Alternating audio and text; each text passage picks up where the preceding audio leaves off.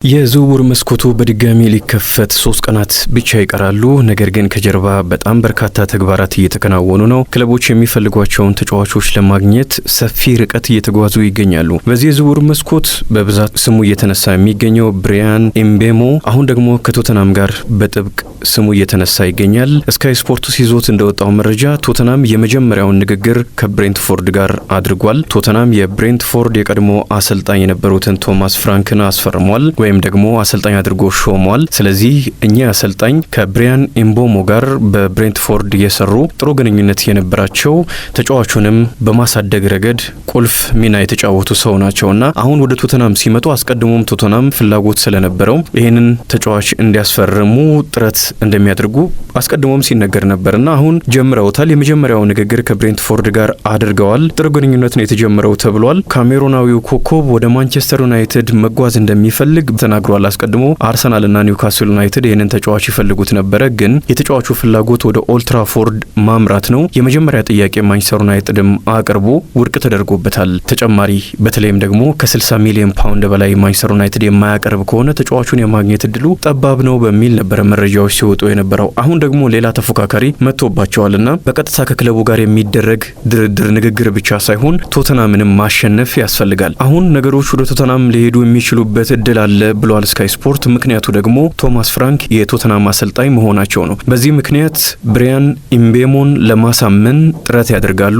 የሚሳካላቸው ከሆነ በቀዩ መለያ ሳይሆን በነጩ መለያ እንመለከተዋለን ማለት ነው። አሁን ሁለቱ ክለቦች ይህንን ተጫዋች ለማስፈረም ጥረታቸውን ይቀጥላሉ። የመጀመሪያ ጥያቄ አቅርቧል ማንቸስተር ዩናይትድ ቀድሞ ነው ያደረገው። የተጫዋቹንም ይሁንታ አግኝቷል። ምናልባት ሳምንታዊ ደሞዝ ላይ አልተስማሙም የሚል መረጃ ተመልክቻለሁ። ተጫዋቹ አሁን ከሚከፈለው ከ50 እስከ 55 ሺህ ፓውንድ በሳምንት ከ200 እስከ 230 ሺህ ፓውንድ ሳምንታዊ ደሞዝ ነው የሚፈልገው የሚሉ መረጃዎችም ሲወጡ ነበረ።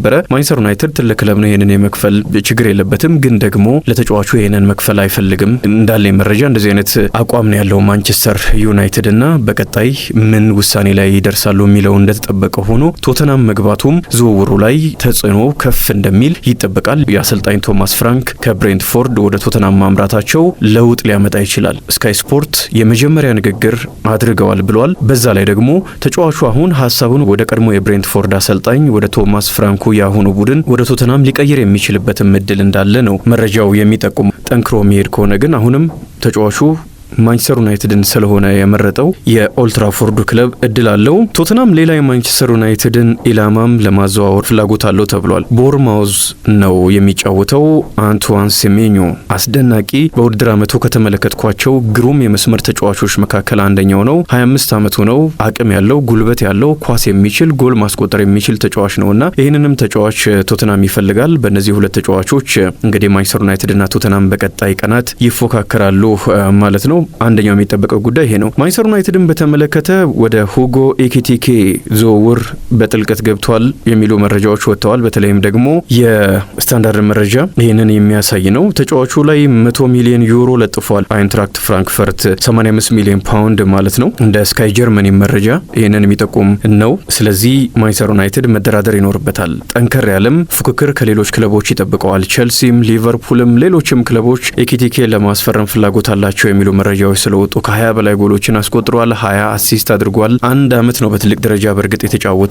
የፈረንሳይ ከ21 አመት በታች ብሔራዊ ቡድን ተጫዋች ነው። በዋናው ብሔራዊ ቡድን ራሱን ያላሳየ ተጫዋች ነው። 22 አመቱ ነው። ግን ደግሞ በትልልቅ ክለቦች የሚፈለግ በአይንትራክት ፍራንክፈርት በዩሮፓ ሊጉም ምርጥ አቋሙን ያሳየ ግሩም ፈረንሳዊ አጥቂ ማንቸስተር ዩናይትድ እዚህ ተጫዋች ዝውውር ውስጥ አለ። ሌላኛው መረጃ ሊቨርፑል የቪርትዝን ዝውውር ለመጨረስ ከጫፍ ደርሷል። አስቀድሞ 126 ሚሊዮን ፓውንድ ነው ለዚህ ተጫዋች ዝውውር ለመክፈል የተስማማው የሚለውን ዛሬ የሚያፈርስ መረጃ ስካይ ስፖርትስ ቢቢሲም ይዘው ወጥተዋል። 100 ሚሊዮን ፓውንድ ነው መጀመሪያ የሚከፍለው። ከዛ በኋላ 16 ሚሊዮን ፓውንድ ደግሞ አዶንስ ይኖራል። ወይም በቀጣይ የተጫዋቹም የክለቡም ውጤታማነት እየታየ የሚጨምር ገንዘብ ማለት ነው። እስከ 116 ሚሊዮን ፓውንድ ነው የሚደርሰው ማለት ነው። ይህ ተጫዋች ወደ ሊቨርፑል ሙሉ በሙሉ ሲያጠናቅቅ ወይም ደግሞ ውጤታማም ከሆነ ጭማሪ ገንዘቦች የሚከፈሉ ከሆነ 116 ሚሊዮን ፓውንድ ድረስ ነው የሚሄደውና አስቀድሞ ከነበረው ገንዘብ ያነሰ ስለሆነ በእኔ በኩል አሪፍ ዝውውር ነው ማለት እንችላለን። በጣም ጥሩ ተጫዋች ነው። በባየር ሊቨርኩሰን በተከታታይ ዓመታት አቋሙ ሳይዋዥቅ በጀርመን ብሔራዊ ቡድንም በትልቅ ደረጃ ራሱን ማሳየት ችሏል። አሁን የጀርመን ብሔራዊ ቡድን ደካማ ብሔራዊ ቡድን ነው፣ ግን እሱ ጎልቶ የወጣ ጎሎችን እያስቆጠረ አስደናቂም ጎሎችን እያስቆጠረ ተመልክተናል። በአካል ብቃትም ከኳስ ጋር ባለው ምቾት የሚታወቅ ግሩም ተጫዋች ነውና ሊቨርፑል ማስፈረሙ ክለቡ አሁን ያለውንም ስሜት በደንብ የሚገልጽ ነው። በቀጣይ ዓመትም የፕሪሚየር ሊጉን ዋንጫ የማስጠበቅ ፍላጎት እንዳለው በግልጽ ያሳየበትን ዝውውር ፈጽሟል።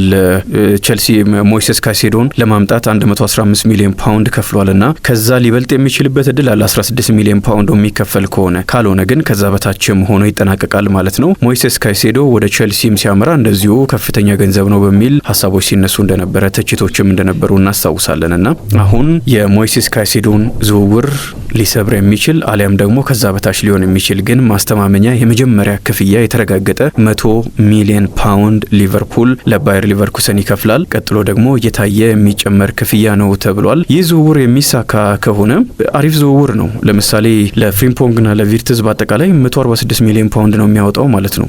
ቸልሲ ለኢንዞና ካይሴዶ ብቻ 225 ሚሊዮን ፓውንድ ነው ያወጣው። አርሰናልም ለራይስና ሃቨርትስ አጠቃላይ ድምር 165 ሚሊዮን ፓውንድ አውጥቷል። ማንቸስተር ዩናይትድ ብዙ ገንዘብ ያወጣ ክለብ እንደሆነ ይታወቃል። ሊቨርፑልም ከዚህ አስቀድሞ ገንዘብ በማውጣት የሚተች አይደለም። ማንቸስተር ሲቲ ምናልባት የቅርቦቹ ዝውውሮቹ በጣም አሪፍ ናቸው፣ ጥሩ ዝውውሮችን አከናውኗል። ግን ማንቸስተር ሲቲም በጣም ብዙ ገንዘብ ያወጣል። ለተከላካዮች እንኳን 50 ሚሊዮን ፓውንድ እጅግ ከፍተኛ በነበረ ጊዜ በማይታሰብበት ጊዜ ሲያወጣ ተመልክተናልና ሊቨርፑል ገንዘብ ማውጣቱ ብዙም የሚያስገርም አይደለም። ምናልባት ተጫዋቹ ይሄ አይገባም የሚል ጥያቄ ሊነሳ ይችላል። ግን ያም ቢሆን የክለቡን የቀጣይ ጊዜ ፍላጎት በደንብ የሚገልጽ ነው። ኔይማር 200 ሚሊዮን ፓውንድ ነው የወጣበት ከባርሴሎና ወደ ፓሪስ ሰን ጀርማ ሲያመራ። ከዛ በኋላ ኬሊያን ኤምባፔ፣ ጆዋ ፌሊክስ፣ ኢንዞ ፈርናንዴዝ፣ ግሬዝማን፣ ኮቲኒሆ፣ ዴክላን ራይስ፣ ጃክ ግሪሊሽ እና ሞይሰስ ካይሴዶ እስከ 9ኛ ከፍተኛ በታሪክ ውድ ገንዘብ የወጣባቸው ተጫዋቾች ናቸው። ቪርትዝ 10ኛ ደረጃ ላይ ይገኛል። ግን አጠቃላይ ገንዘቡ ተጠቃሎ ሲወጣ ከፍ ሊል ይችላል።